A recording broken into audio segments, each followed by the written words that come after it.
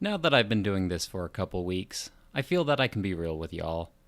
I think it's time we sit down for a second and have a serious talk. My top 10 breakfast cereal mascots. It wasn't easy, but someone has to do this important work.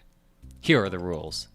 The mascot has to be featured on a current box of cereal that I could buy in a store right now. Sorry, Crazy Craving. You probably wouldn't have gotten that high of a ranking anyway. The ruling is based off of anything I want, be it likability, powers, my own personal nostalgia, or their jingle. In other words, this video is full of personal bias! I am judging the cereal mascot, not the actual cereal itself. Besides, S'mores doesn't even have a mascot, so what would be the point of trying to compare anything to this heavenly mixture? Whatever I say is now fact, and your personal opinion doesn't matter anymore. You can only accept my word from now on. Here are the guys that didn't make the cut. Mikey, quit being picky and eat what your parents feed you. Sonny the Sun, have a better name. Snap Crackle Pop, you're elves for Snap's sake. Be more entertaining. Also, what happened to your fourth brother, Pow? It's a little concerning we haven't seen him for decades. Toucan Sam, while I find your posh accent charming, I can't forgive that you copied Donald Duck by having 3 knockoff nephews by the name of Pewee, Susie, and Louis.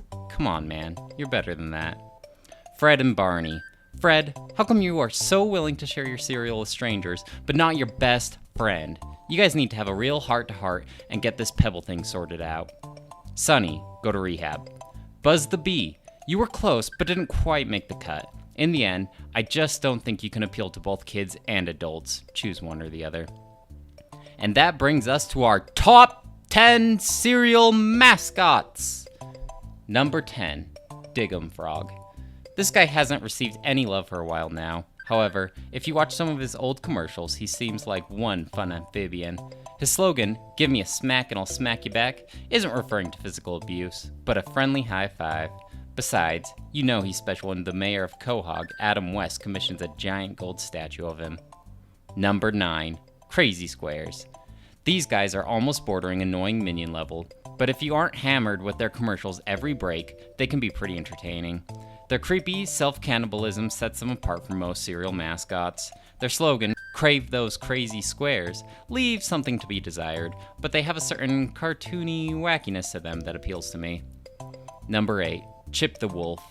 Let's face it, Chip is just a knockoff Wile E. Coyote, but his wacky inventions to get a bowl of that Cookie Crisp can be pretty entertaining. They look like something I would design on the game Incredible Machine. I don't like how his slogan is so blatantly an advertisement. It looks like chocolate chip cookies, tastes like 'em too, but it's a breakfast cereal. However, I do like his howl when he says, "Cookie Crisp." Number 7, Sugar Bear. This guy has so much chill, I feel relaxed just listening to his sultry voice. Most kids of this generation probably won't recognize him besides from the Golden Crisp box. I know I didn't. But while doing research for this video, he got my attention with his carefree attitude and cool lifestyle. Also, his jingle is simple, but the tune will get stuck in your head. Can't get enough of that Sugar Crisp. Look at those eyelids. You know that guy doesn't worry about paying his rent. Number 6, Trix Rabbit. Fun fact, the rabbit's real name is Trix, but spelled correctly like Trix would normally be spelled instead of Trix. Okay, that wasn't fun, sorry. I feel bad for the guy. He always tries so hard, but whenever his plans are foiled, he usually takes it in good stride. He does this silly grin and a "what are you gonna do" shrug. You would think after decades of being called a silly rabbit and being denied what he wants most in this world would finally get him down, but he keeps trying anyway. If it makes you feel better, Trix, the kids who originally denied you of that cereal are now grandparents who can't have the cereal meant for kids either. Number 5, Captain Crunch. His real name is Horatio Magellan Crunch, and his ship that he crashes into buildings is called the Guppy. I really like his newer advertisements where he crunchitizes children to get them out of unfavorable situations.